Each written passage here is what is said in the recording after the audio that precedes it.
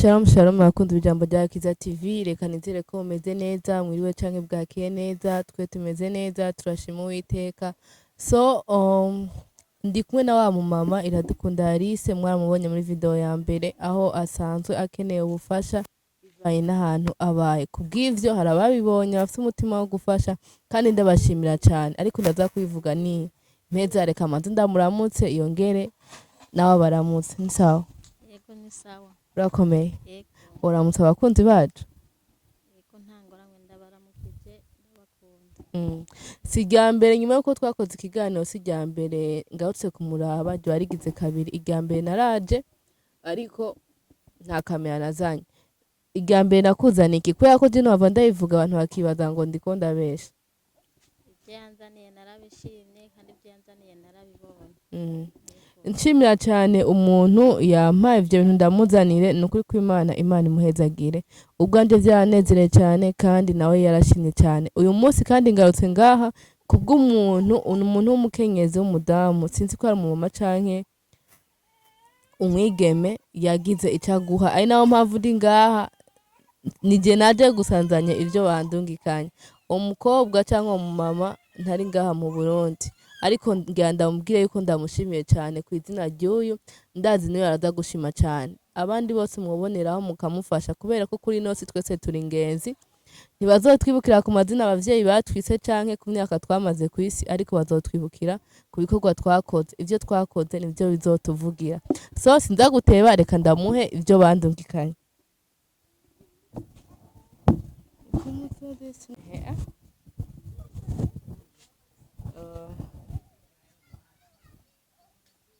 Muhoza ibintu wandungikaye ndabimushikirije.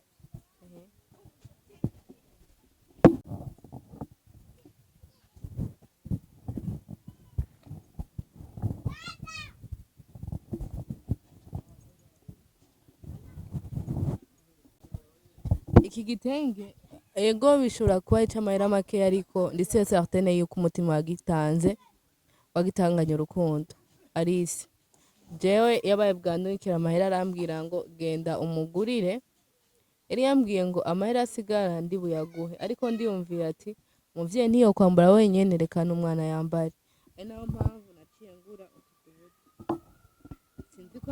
Sinzi ko ari guyawe gusa, je nadushimye. Rero ku izina rya Muhoza ndagushikira ivyo yandungikanye. Sinzi ko washimye kubera ko amagu aratandukanye, ndukunda kumwe, ariko nturabe amakurere, nturabe uburyo bingana, urabe umutima wabitanze. Muhoza je ndagushimiye cyane kandi nabikubwiye, Imana iguhezagire.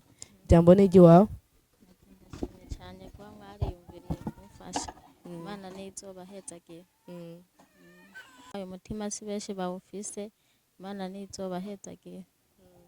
Hari abantu benshi bamaze iminsi nabonye muri commentaire babaza ati gute umuntu yomufasha, kubera kumenga twatanze nimikashe, gute umuntu yomufasha akeneye gutanga ivyambarwa canke imfungurwa. Ashobora kunyandikira kuri WhatsApp, nimero nayitanze uranyandikira, ndanayivuga ni 68 053 590.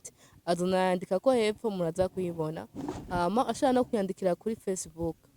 Ise page ni Lady Project 257 na Instagram nuko nyene. Hama tukavugana ukuntu womushikira canke wompa ivyo nomushira.